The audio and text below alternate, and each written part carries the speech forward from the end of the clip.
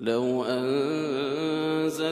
هذا القرآن على جبل لو أنزلنا هذا القرآن على جبل لو أنزلنا هذا القرآن على جبل لو أنزلنا هذا القرآن على جبل لرأيته خاشعا متصدعا من خشية الله وتلك الأمثال نضربها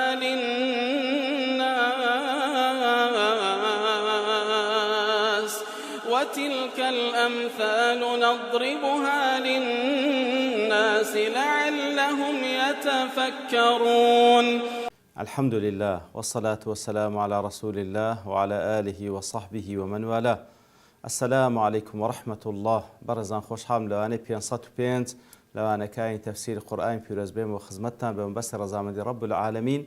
وهوادار مئوي عزيز استودي لول بقرن. أعوذ بالله من الشيطان الرجيم. بسم الله الرحمن الرحيم. يا أيها الذين آمنوا لا تتخذوا الذين اتخذوا دينكم هزوا ولعبا من الذين أوتوا الكتاب من قبلكم والكفار أولياء واتقوا الله إن كنتم مؤمنين. آيات إجماع 57 لسورة المائدة. بەڵێ خۆشەویستان وەکلەوانەی ڕابردووش کەمێک لە خزمەت ئەوات پیرۆزدا بوون کە رب العالمین بە یا ئەیها الذین آمنوا بانگمان دەکە ئەی کۆمەڵی بڕواداران لا تتخذوا الذين اتخذوا دينكم هزوا ولعبا. ئەوانە مەکەنە ئەولیا و دۆستی خۆتان کاتێکەوە ئەو دینەنگۆ کە وەکو ڕەئس و مالی هەموو لەوانەی ڕابردوو باسمان کرد کە وەکو زانایان دەفەرمون لە تەفسیری قاسم بەتایبەت دەفەرمی ئەو دینەنگۆ کە ڕەئس و مالی کەمالاتیکم کاتە سەرمایەی هەموو کەمال و ڕێک و پێچینگ و ئەو دینەیە کە بەهۆی ئەو دینەوە ڕاستی ژیانی دنیا و قیامەتتان ڕێک و پێک دەبیتن. ئیتر ئەو کەسانی کەوە ئەو دینەنگۆیان وەکو هوز و لەعیب دانایە واتە بە کەمی دەزانن و هەروەها گاڵتەی پێ دەکەن، ئیتر ئەوانەی کەوە گاڵتە بە دینەکەتان دەکەن و هەروەها بە سووچی تەماشا دەکەن ئەنگۆش مایانکەنە دۆست و ئەولای خۆتان. چێنە ئەو کەسانە؟ من الذين أوتوا الكتاب من قبلكم والكفار. ئەوانەی کەوە أوتوا الكتاب من قبلكم، ئەوانەی کەوە لە پێشەنگۆ کتابیان پێبەخشرایە، ئەوانەی لە پێشەنگۆ کتابیان پێبەخشرایە والكفار ئەوانەی کەوە کافرن. زۆکو لە تەفسیری وەسیط دەڵێ من الذين أوتوا الكتاب ليرة منك بيانية كواتا لسرتادا كفرموي أو كسان مكان دوست أولاء خوتان كدينينغو بقالتو بسوق تماشا دكن سخرية وقالتي بيدكن وبسوق تماشا دكن چين أو كسان من الذين كواتا منك بياني كواتا من بياني أو كسان دكا كوا دينك إنغو بقامو قالتا تماشا دكن كواتا أي مبين لأولئك الذين يستهزئون بدين الله كواتا أو من بيان أو كسان دكا كوا استهزاء بدين إخوائي ولدك سبحانه وتعالى. وفي وصفهم بذلك هنا توبيخ لهم حيث إنهم استهزأوا بالدين الحق. كواتا تشينا أو كسان كوا قال تبا دين قودكن وبسوق تماشاي دكن من الذين أوتوا الكتاب من قبلكم ئەوانەی کەوا کتێبیان پێبەخشرا لە پێشەنگۆ کەواتە ئەوانەی کەوا ئیستهزا بەو دینە حەقە دەکەن لەگەڵ ئەوەش ما ئەنە کتابەهم ينهاهم عن ذلك. مع العلم کتابەکەیان کەوا لە پێیان بەخشرا لە پێشی هاتنی قورئان پیرۆز کە تەورات و ئینجیلە نەهیان لێ دەکا و قەدەغان لێ دەکا کەوا گاڵتە بکەن بەرامبەر بە دینی خوا سبحانه وتعالى. و هەروەها والكفار دیارە مشریکەکان کەوا کتابیان نییە. بەڵێ دەفەرمی ئەوانە مەکەنە دۆست و ئەولیای خۆتان ئەولیا في العون والنصرة کەواتە ئەوانە مەکەنە دۆست و پەنای خۆتان لە یارمەتیدان و بەسەرخستن. وەکو لە تەفسیری سعدیش دەفەرمی يحبونهم ويتولونهم واتە ئەوانەی کەوە ئیستەهزا بە دینی گۆ دەکەن ئەوانەی کەوا بە کەم تەماشای دەکەن مایانکەنە ئەولیای خۆتان و خۆشتان بوێن و تەوەلا و با بڵێن پاڵپشتیان بکەن ويبدون لهم أسرار المؤمنين و یەکێک لە شێوازەکانی وەلا ئەو دۆستایەتەوەی کەوا بچەن نهێنیەکانی مسلمانان لای ئەوان باز بکەن ويعاونونهم على بعض أمورهم التي تضر الإسلام والمسلمين وبتسن يارمتيان بدن كواتا ولا ئەو دۆستایەتەکە شێوازەکەی ئەوەیە کەوە ئەسرار و نهێنی ئیمانداران لای ئەوان باز بکەن لای چێ لای ئەهلی کتاب و هەروەها کافرەکان کەوا ئێستازا بە دینی گۆ دەکەن ماکەن دۆست ئەو لای خۆتان لە شێوازی دۆستایەتەکەشیان ئەوەیەکەوە یەک لەوانە بچن ئەسراری ئیماندارانیان لا باز بکەن یان یارمەتیان بدەن لەسەر شتێک كوا زرر بمسلمان وإسلام دقينيتن وإنما رتب النهي على وصف اتخاذهم الدين هزوا ولعبا تنبيها على العلة كواتا خواهي قورا دفرمي أوانا مكان دوست أولياء خوتان كوا استهزاء بدين كين قوة دكاتن كواتا تنبيها على العلة كواتا وعلة كي أو السبب كي لكاتك دكا استهزاء بدين تو دكا كوة تدس ديكي أولياء دوست خود وإذانا بأن من هذا شأنه وهرها إشارته أو الشأن صفتي وأتا استهزاء بدين إخوادكاتا إهنديني بك أولياء دوست خود بلكو جدير بالبغضاء والشنآن والمنابذة بلكو إهنديكوا رقل لي بيتوا دجايتي بكي نوك بتسولا دوستات لبوي هبي ولتفسير الوسيط جدلي والآية الكريمة تنهي المؤمنين عن ولاية كل عدو لله تعالى كواتا أو آية بيروزا هذا غي إيمان داران دكا بوي كوا دوستاياتي هيج كسيك نكن كوا دجمني خوايا سبحانه وتعالى ودجمني أوانشة أكان هذا العدو من أهل كتاب من المشرك أو دجمنا لا لريزي أهل كتابي يان لمشركة كان بي لأن الجميع يشتركون في الاستهزاء بتعاليم الإسلام وفي العبث بشعاره كواتا همو أوانا أهل كتاب وهروها مشركة كان همویان مشترکن لەوەی کەوا ئێستەهزا بە دینی خوا دەکەن بە سوچی دەزانن دروش مەکانی وەکو بانگدان کە دواتر دێباس دەکە ئەویش گاڵتەیان پێدەی لە کاتێک دەکەوە دروشمێکی گەورەی ئیسلامە واتقوا الله ئیتر ئەو کەسانە مەکەنە دۆست و ئەولای خۆتان لە کافرەکان و لە مشریکە لە ئەهلی کتاب کەوا ئێستەهزا بە دینەکەتان دەکەن و بەگاڵتە و بەگەمە تەماشای دەکەن واتقوا الله تقوى خواب كان لوشتا واتا اتقوا الله في ذلك بترك موالاتهم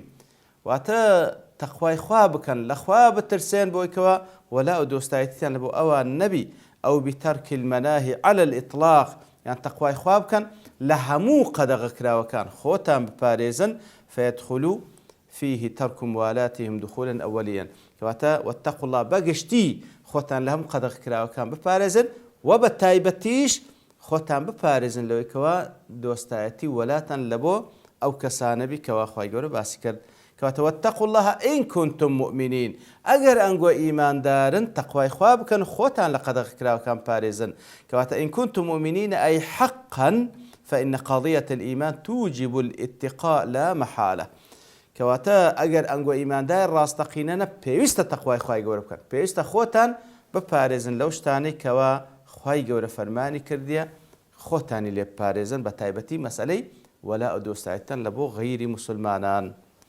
لا تفسير عبد الرحمن بن ناصر السعيد أي ما معه من الإيمان كوات واتقوا الله إن كنتم مؤمنين أجر إيمان تقوى إخواب كان كوات ما معهم من الإيمان أو إيمانك بيانا يوجب عليهم ترك موالاتهم أو إيمانك وبيانا إن كنتم مؤمنين أجر إيمانت بيبي أو إيمانا فرض ذكاء لسارد كوانابي ولا ودوستات لبود جمنان إخواه ويحثهم على معاداتهم بركو هاني دداو إيمان لبوكو دجاتي أو كسانبك كوا قالت بدين إخوادكن وكذلك التزامهم لتقوى الله وهرها بابن بونيا بتقوى إخوة التي هي امتثال أوامره واجتناب زواجره تقوى إخواتيا بريتيلا فرمان كان جيب كي خود لقدر كراو كان باريزي مما تدعوهم إلى معاداتهم كوات لو حالتي تقوى إخواش هر عيني هاني إيمان داران دادا بويكوا ولو دوستاتي لبو دجمنان إخوة نبي بلكو دجاتي شامكا باشان لدواي وآتا ثم بيّن استهزاءهم ئەوجا ئیستەهزا و گاڵتە و بە سوگزانی دینی خوای کە ئەوان دەیکەن خوای گەورە بەیانی دەکا بە تایبەتی بەرامبەر بە حکمێک لە ئەحکامەکانی ئەو دینە لە دوای ئەوەی کەوا فەرمووی بە گشتی دینەکەتان ئەوان بە گاڵتە و گەب دەزانن بە سوک تەماشای دەکەن بە گشتی و بە تایبەتیش یەکێک لە دروشمەکان ئەوان ئیستەخفافی پێ دەکەن و هەروە پێیان وایە شتێکی کەمە والعیاذ بالله ئەویش ئەوێ وا کاتێک وئیذا نادەیتم ئیلە الصەلاتی کاتێکەوە لە بۆ نوێژ ئەنگۆ خەڵکی بانگ دەکەن واتە کاتێکەوە بانگ دەدەن اتەخەذوها هوزوا وەلەعیبا ئەو بانگە ئەوان بە هوزو بە لەعیب تێدەگەن واتە بە سوک تەماشای دەکەن دەیکەنە مەسئلەیەکی گاڵتەجاری ذلك بأنهم قوم لا يعقلون لبرچی وا دەکەن لەبەرەوەی ئەوانە کەسانێکن لا يعقلون عقلی ڕشدیان نییە واتە عقلی مەعیشیان هەیە کە بزان کو دەژێن بەڵام عقلی ڕشدیان نییە بۆی کەوا ڕێگای ڕەشاد و ڕێگای ڕاست و سراتە المستەقیم هەڵبژێرن بەڵکو لەو ناحیەی بێعقلن وكل تفسير قاسم وإذا ناديتم الصلاة ولا إذا ناديتم إلى الصلاة أي دعوتم إليها بالأذان كاتكوا بانگ دەدرێ لە بۆ ئەوی کەوا خەڵک بێن نوێژەکانیان بکەن اتەخەذوها ئەوان ئەو بانگدانەینگۆ یاخود نوێژەکەینگۆ چی لێ دەکەن بە چی وەردەگرن اتەخەذوها هوزوا وەلەعیبا کەواتە یان خودی نوێژەکە یان بانگدانەکەیان پێوایە هوزو و لەعیبە بئەن یەستەهزئوا بها ویتەضاحەکوا کەواتە بانگدانەکە یان نوێژەکەی کە ئەنگۆ بانگی لۆ دەکەن کە بە فەرمانی خوایە سوبحانەهو وتەعالا ئەوان دەیکەنە مادەی گاڵتەجاری و بە سوک تەماشای دەکەن لەبەرچی ذلك الاتخاذ کەواتە ئەو کاروکردە و ئەو مووقفیان بأنهم بەسەبەبی چییە کە سەبەبیە قوم لا يعقلون تێناگەن ئەی لە چی تێناگەن لا يعقلون معاني عبادة الله بەڕاستی ماناکانی عیبادەتکردنی خوا تێناگەن فإن السفه يؤدي إلى الجهل بمحاسن الحق والهزء به لەبەرەوەی سەفیهی و گەمژەیی وا لە خاوەنەکەی دەکات کەوا بێئاگابی جاهیلبی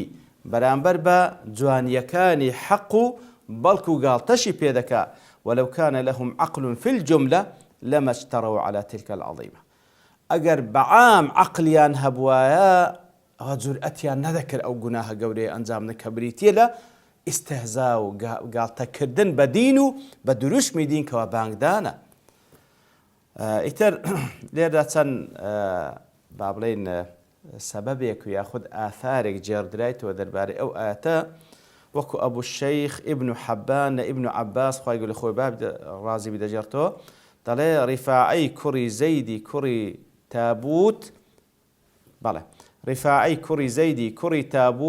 تابوت و هەروەها سوەیدی کوڕی حارث دەفەرمی ئەوانە هەردووچیان قەد ئەظهەرا ئەلئیسلام ئەوانە وایە نیشاندەکەوە مسلمان بووینە بەڵام وەنافەقا بەڵام منافق بوون وكان رجل من المسلمين يوادهما ئیتر پیاوێکی مسلمانیش ئەو کەسانی خۆش دەویست فأنزل الله يا أيها الذين آمنوا لا تتخذوا ئیتر خوای گەورە دەربارەی ئەوە دای بەزان وەکوتمان ئەوە وەکو سەبەب نزولێک ئیبن عەباس خوای گەورە لە خۆی بابی ڕازبی دەیجێڕێتەوە کەواتە ئەو کەسە وەلای مسلمانێک دۆستایەتی نیشاندا لە بۆ ئەو دوو کەسەی کەوا ظاهیرەن مسلمان بوون بەڵام منافقیش بوون کەواتە مادام علاماتی نفاقیان لێ هاتە پێشوی لێ هاتە بە دیار کەوتیە نابینی وەلا لەوەی کەواتە بەیانکردنی سەبەب نزول لە بۆ زیاتر تێگەیشتنی ئاەتەکەیە ئیبن جەریر و ئیبن ئەبی حاتەمیش لە سودی دەجێڕنەوە وإذا ناديتم إلى الصلاة اتخذوها هزوا ولعبا قال دەربارەی ئاەتە دەفەرمی كان رجل من النصارى بالمدينة پیاوێک لە نەسرانیەکان لە مەدینەی بوو کاتێکەوە بانگ دەدرا و لە زەمنی بانگەکەی کە بانگبێژ دەیفەرمو أشهد أن محمدا رسول الله کاتێک وای دەفەرمو قال حرق الكاذب وكأنما كذلك أشهد أن محمد رسول الله كابراي نصراني ديقو حرق الكاذب أو كسي كدروزنا بسوته أو كسي دروز كجوايا أو إيماني ببيغمبرني صلى الله عليه وسلم يتكويج أشهد أن محمد رسول الله أو دروية والعياذ بالله أو دروزنا بسوته فدخلت خادمه ليلة من الليالي بنار وهو نائم کەواتە خزمەتکارێکی هەبوو شەوێک لە شەوانی دیارە زستان بووە ئاگرێکی لەدەست بوو هاتە ژوورێ لە کاتێکدا کە ئەو با بڵێن عائلەکەی نووسینە فسقطت شرارة فأحرقت البيت فاحترق هو وأهله ئیتر قەدەری خوا با بڵێن شەرارەک و بەشێک لەو ئاگرە لە دەستی کەوتە خوارێ ناو ماڵەکە وابوو ماڵەکە ئاگری تێبەر بوو بەخۆی و ماڵ و منداڵەکەشی سوتا لە کاتێکدا کەوا بەخۆی دوعای دەکرد ئەوەی درۆزنە با بسووتێ فعلا کەس لەو درۆزنتر نەبوو لۆی خوای گەورە دوعاکەی لە خۆی گیر کرد و بەخۆی سوتا ئیتر لە سەبەب نزولی تریش دەجێڕنەوە بەڵام لەبەر تەوابوونی کات لێرە دەوەستین بە پشتیوانی رب العالمین لەوانەی داهاتوو دێینەوە خزمەت و زیاتر قسەی لەسەر ئاەتی پیرۆزە دەکەین وصلى الله وسلم على نبينا محمد وعلى آله وصحبه أجمعين وآخر دعوانا الحمد لله رب العالمين. لو أنزلنا هذا القرآن على جبل لرأيته خاشعا متصدعا من خشية الله وتلك الأمثال نضربها